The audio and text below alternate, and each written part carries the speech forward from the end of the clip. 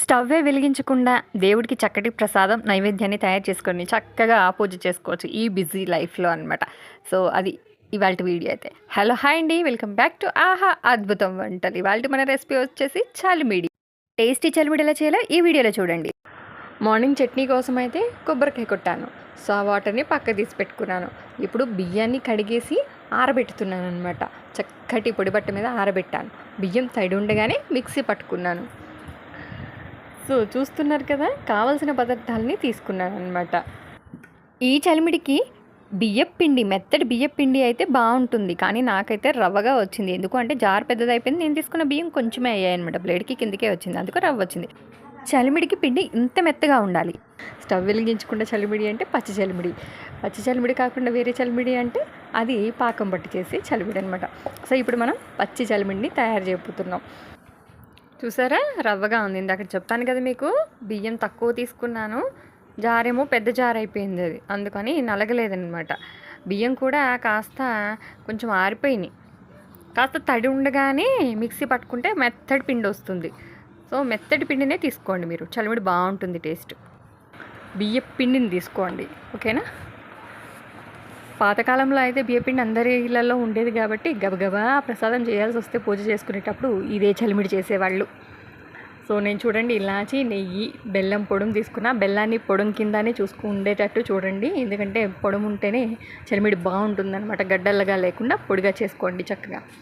ఆ తర్వాత కాస్త కొబ్బరి తురుము వేసుకుంటే చలిమిడికి టేస్ట్ ఇంకా బాగా ఉంటుంది. అలాగే కొబ్బరి నీళ్ళు, పొద్దున్న చట్నీ కోసం కొబ్బరికాయ కొట్టానన్నాను కదా, ఆ నీళ్ళు కొంచెం పక్కకి పెట్టుకున్నా.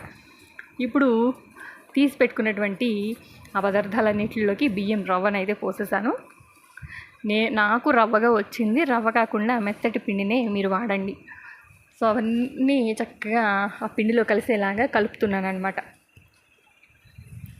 జనరల్గా చలిమిడి అందరికీ తెలిసిందే, అందరూ చేసేదే, కొత్త ఏం లేదు. కాకపోతే ఏంటంటే చేసే విధానం కొంచెం మార్పు అంతే. మీరు గమనించారా, ఇందులో నేను కొబ్బరి తురుము కలిపాను, అలాగే కొబ్బరి నీళ్ళతో నేను చలిమిడిని అయితే చేస్తున్నాను అనమాట. జనరల్గా మనం ఏం చేస్తాం, కొబ్బరి తురుము వెయ్యము, నెయ్యి, యాలకుల పొడి, బియ్యం పిండి, బెల్లం, నీళ్ళు, అంతే కదా. ఇదే తెలుసు చాలా వరకు, చాలా తక్కువ మందికి ఈ పద్ధతి తెలుసు. సో తెలియని వాళ్ళ కోసమే నేను ఈ వీడియో చేశాను అనమాట. సో ఎప్పుడు చేసే అలా కాకుండా ఇలా కొత్తగా కాస్త ఈ విధంగా తయారు చేసి చూడండి, చలిమిడి చాలా టేస్టీగా ఉంటుంది అనమాట. సో కొబ్బరి నీళ్ళు అయితే కొంచెం పోసి చక్కగా మంచిగా మెత్తగా కలుపుకొని ముద్దలాగా చేసుకోవాలి. ఎప్పుడూ ఇలా చేయని వాళ్ళు ఒకసారి ఇలా చేసి చూడండి, చాలా అంటే చాలా టేస్టీగా ఉంటుందన్నమాట.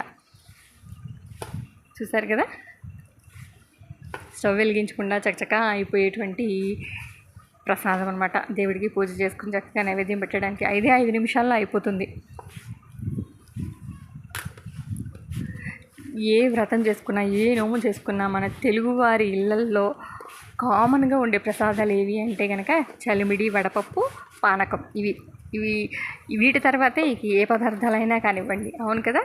సో చూసారా, చలిమిడి అయితే రెడీ అయిపోయింది. అలా ముద్దగా చేసుకున్నాను. పైన గార్నిష్ కొబ్బరి, జీడిపప్పుతో గార్నిష్ చేస్తాను. అలాగే పానకాన్ని కూడా చేసుకున్నాను. సో పూజ అయితే చేశాను, దేవుడికి నైవేద్యంగా సమర్పించుకున్నాను. సో చూసారు కదా, వీడియో నచ్చిందని అనుకుంటున్నాను. నచ్చితే లైక్ చేయండి, షేర్ చేయండి.